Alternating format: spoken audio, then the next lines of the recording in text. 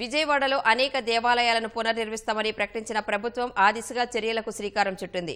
9 దేవాలయాల పనులకు ముఖ్యమంత్రి జగన్ భూమి పూజ చేశారు. 77 కోట్లతో ఇంద్రకీలాద్రి అభివృద్ధికి శిలాఫలకం ఆవిష్కరించారు. కృష్ణానదీ తీరాన 9 దేవాలయాల పునర్నిర్మాణానికి సీఎం జగన్ భూమి పూజ చేశారు. ప్రతిపాదిత నిర్మాణాల్లో ఒకటైన శనీశ్వర స్వామి ఆలయం తలపెట్టిన ప్రాంతంలో ముహూర్తం ప్రకారం ఉదయం 11 గంటల 1 నిమిషానికి కార్యక్రమం నిర్వహించారు. పురోహితులు శాస్త్రోక్తంగా పూజలు జరుపగా సీఎం పునాదిరాయి వేశారు. మంత్రులు బెల్లంపల్లి శ్రీనివాసరావు, బొత్స సత్యనారాయణ సహా ఎమ్మెల్యేలు, ఉన్నతాధికారులు కార్యక్రమంలో పాల్గొన్నారు.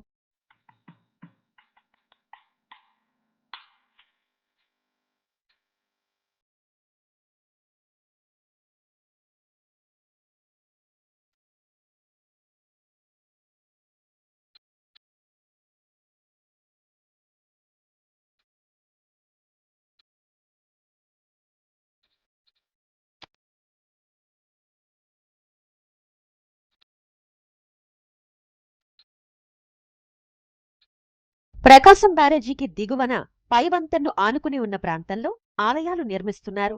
రాహుకేతు, సీతమ్మ పాదాలు, దక్షిణముఖ ఆంజనేయస్వామి, శ్రీ శనీశ్వర, బొడ్డుబొమ్మ, ఆంజనేయస్వామి, శ్రీ దాసాంజనేయ, వీరబాబు, వేణుగోపాలకృష్ణ మందిరం సహా గోశాలను పునర్నిర్మించనున్నారు. నిర్మాణం, దేవాదాయ శాఖ, సుందరీకరణ పనులు పురపాలక శాఖ చేపట్టనున్నాయి. వీటితో పాటు 77 కోట్ల రూపాయలతో తలపెట్టిన ఇంద్రకీలాద్రి అభివృద్ధి పనులకు ముఖ్యమంత్రి శంకుస్థాపన చేశారు. ప్రసాదం పోటు, కేశఖండనశాల, అన్నప్రసాదం భవనం, Kanakadurga toll plaza, ghat road మరమ్మతులు, విద్యుత్తు, జల నిర్వహణ పనులు ఇందులో ఉన్నాయి. దుర్గగుడి అభివృద్ధికి ప్రభుత్వం 70 కోట్లు కేటాయిస్తుండగా దేవస్థానం 7 కోట్లు వెచ్చిస్తోంది. శిలాఫలకాల ఆవిష్కరణ అనంతరం దుర్గమ్మను సీఎం దర్శించుకున్నారు.